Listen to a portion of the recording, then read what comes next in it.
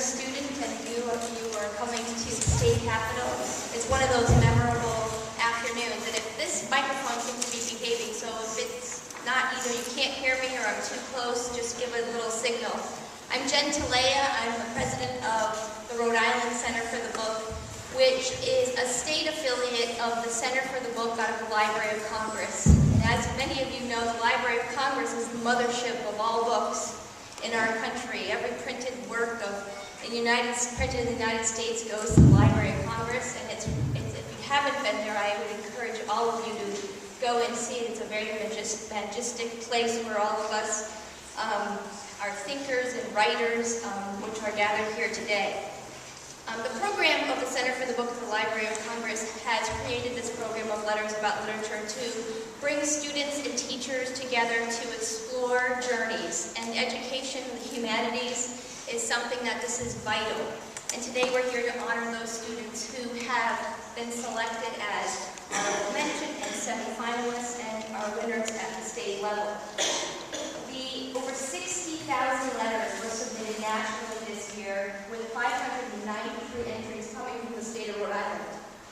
115 of those letters.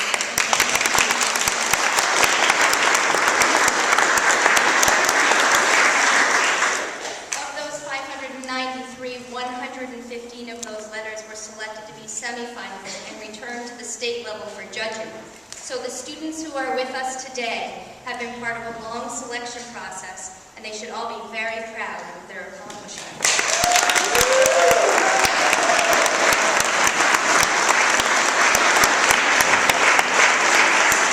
I'd like to recognize any semifinalists who are in the audience today. Could you please stand up? I know it's a little scary, but if you are a semifinalist,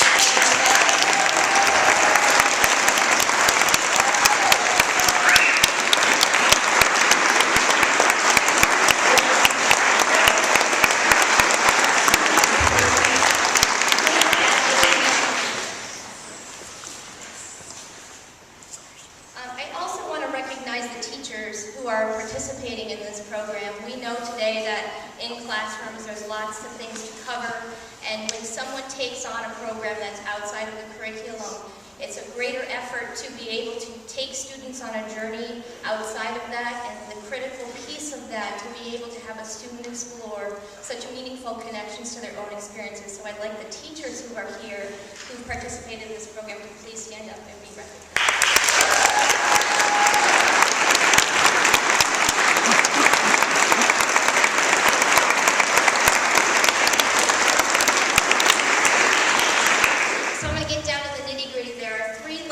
Competition, and I'm just going to read through this, so excuse me. Level 1 is for grades 4 through 6, level 2 are grades 7 and 8, and level 3 is for grades 9 through 12. There is one state winner named at every level of the 3 levels, and the judges have the discretion to name honorable mentions at each level. There are volunteer state judges. There are 2 judges at each level. They receive blind copies of the letters in February and usually have about 2 weeks, to read the letters, confer with each other, and make their decision. At level 1, Bonnie Lithenthal, Senior Children's Librarian at the Providence Public Library, and Megan Linehan, Librarian of Lincoln School, are the level 1 judges. At level 2, Stephanie Shea, a writer and web designer for Providence Community Library, and Kelly Easton, who's an award-winning Rhode Island author, are level 2 judges. And level 3, Patricia Bringiner, faculty of the Brown University, and Anna Carullo of the South Kingston Library, who is a patron there. All the judges, I think, would agree with me that deciding one winner from all selections is difficult, but seem to agree that students being honored today have strong voices in their writing and speak powerfully of their connections to the books they chose. I would like now, before we do the actual awards, to introduce a very special person in our state, Commissioner Deborah Gist, who will speak with us and have a few remarks.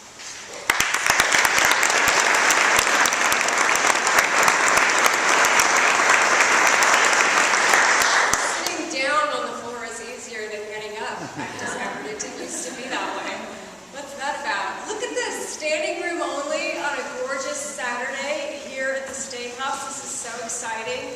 And congratulations again. Each one of you are here because you're here here to celebrate a young reader and a young writer. As a family member, as a teacher, as a librarian, and it is just truly spectacular. And I want everyone, and the students in particular, just to take a minute and just look around this room at where you are. You are here in this beautiful State House because you've been selected because of the quality of what you put down on paper and how you expressed yourself to the author you were writing to. And out of all of the hundreds of students who sent their letters in, yours was selected as being really special. And it's really, really special that you're here being recognized for that. Everyone, honorable mentions, the finalists, the semifinalists, the winners, and so congratulations to everyone. It's really exciting.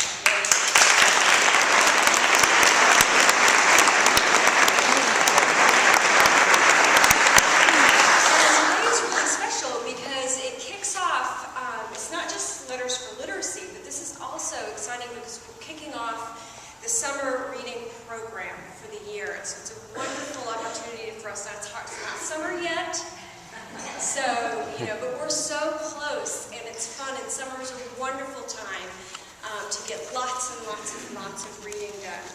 We know that reading is part of our lives. It's not just something that we do in school or for school.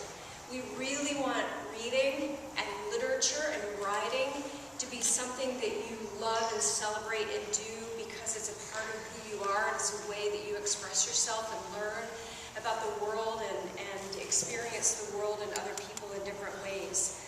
We want you to do it during school, after school, before school, on the weekends, during the summer, every time you get a chance. And as students who are here because your letter was selected, or you're a sibling or a friend of someone whose letter was selected, a letter that you wrote to an author, I imagine you're probably one of those students who always has a book with you, who always is smart enough to have that book with you so that no matter what's going on, if you're in the line at the grocery store, or you're in the car, or you're having to wait for your brother to finish his practice, or pick up your sister, or whatever it is, you have something. You'll always be entertained, and you can transport yourself into a whole different world because you always have that book with you.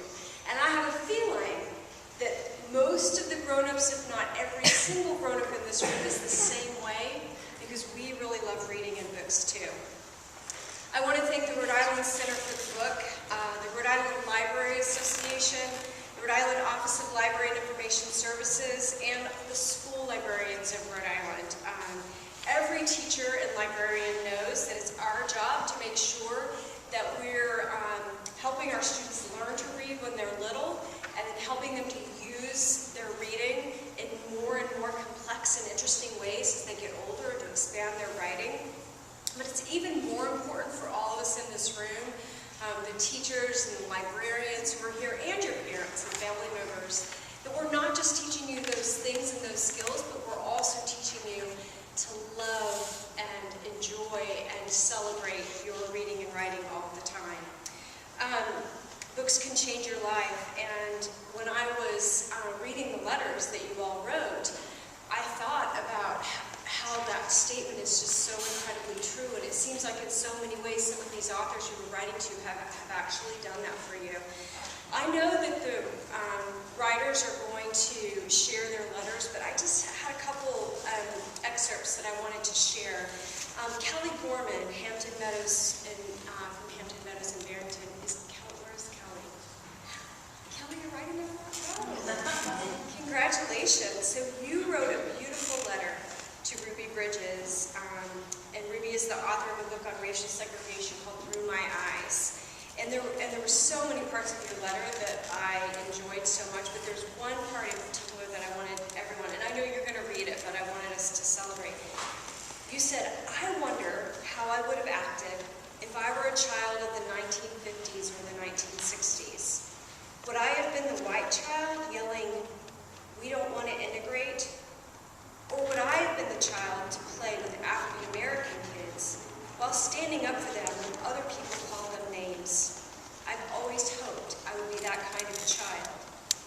Kelly, I am quite sure you would be that kind of a child. I'm sure that you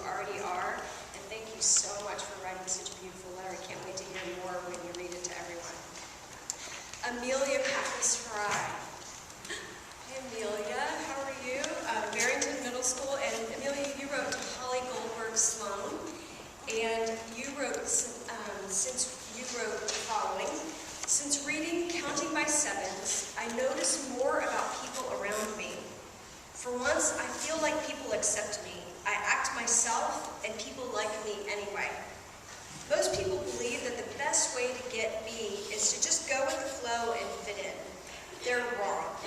Be different, be unique, and be yourself.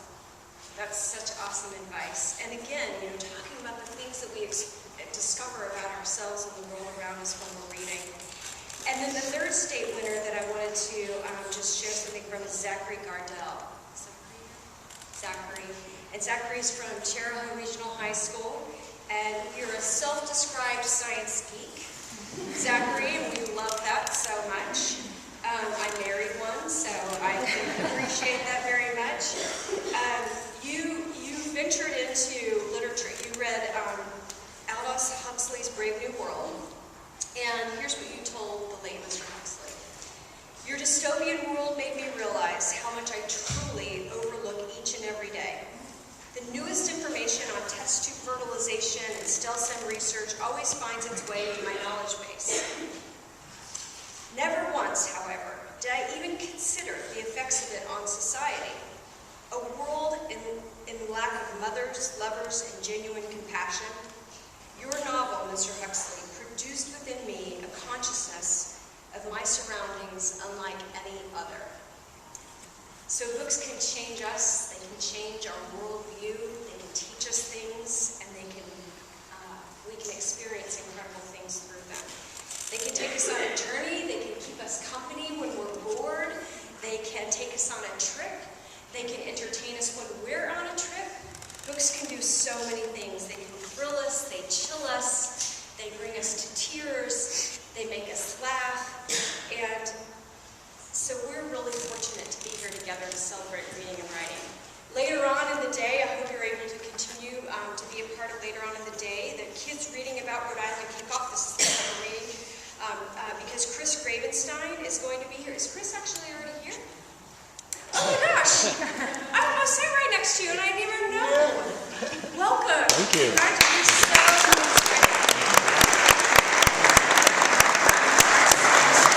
Mr. Limoncello's Library is the book that we're going to be reading this summer. I'm sure many of you have already read it or added it to your reading list, and it's about a famous game maker who holds an invitation-only event in the library. It's a competition. And while it's easy to get into the library, once the game begins, the real challenge is getting out. So I have a feeling that so many of us here wouldn't be too bummed out if we got locked in the library. But I know we're going to enjoy hearing from you later on this afternoon. So again, congratulations to all of you. Thank you for being here to celebrate literature together with all of us. And we're going to I'm going to turn it back to you, and we're going to hear from the young writers themselves. Thank you.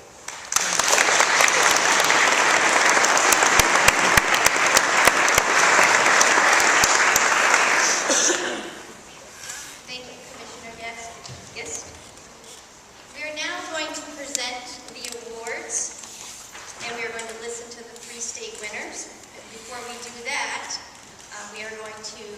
we're also going to have a little bit from the 5 honorable mentions. I am going to read some excerpts and ask them to come up while Kate Lenz, our director of the Center for the Book, is going to give your award. So if when I call your name, if you can come up, there is a place for each of you up front. In your name, you'll be able to see it very quickly. So as you're coming up, I'm going to read an excerpt from the letters, the letter that you wrote to the author you selected. At level 1, honorable mention, Morgan Alberson.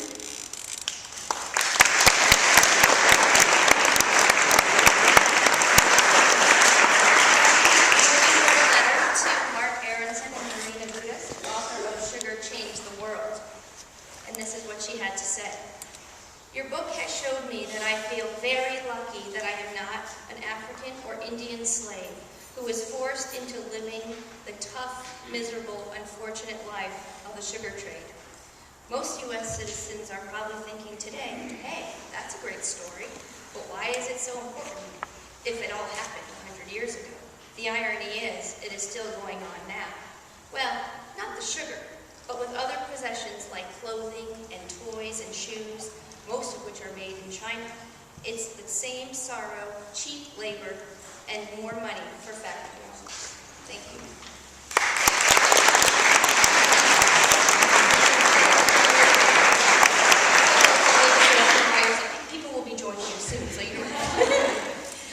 remember being a kid, and these kind of things are a little strange, so bear with us. You will all be together soon with a great photo. Okay, another level 1 honorable mention is Tyler Calabrese.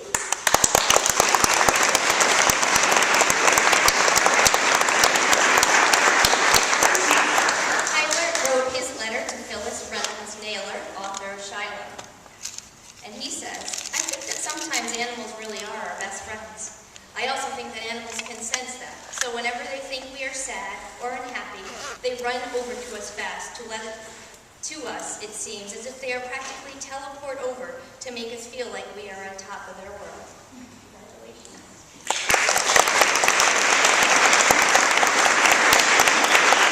Last honorable mention for level 1 is Nicole Fitzpatrick. Is she here? Nicole wrote her letter to Sharon Draper, author of Out of Mind, and she said, "This book has changed my view of friendship. How happy was Melody when Rose came over? She was so happy. It's always nice to have a good friend. Rose risked being laughed at from her friends to be nice to a disabled kid that no one wanted to sit next to. Just being nice to one lonely kid can make their day. And then you might make a really good friend. This book changed my view of friendship and what it would be like to be disabled. I hope you keep writing more moving books." And that's from Nicole.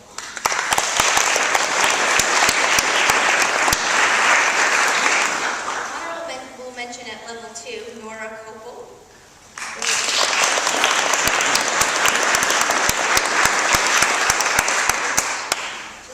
Nora wrote her letter to Wendy Mass, author of Every Soul a Star.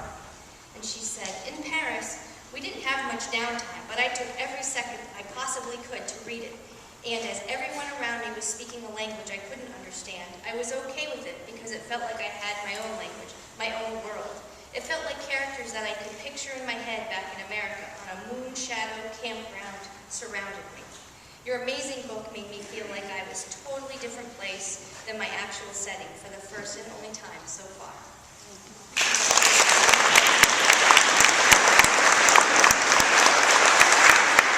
Level 2 honorable mention, Kendra Smith.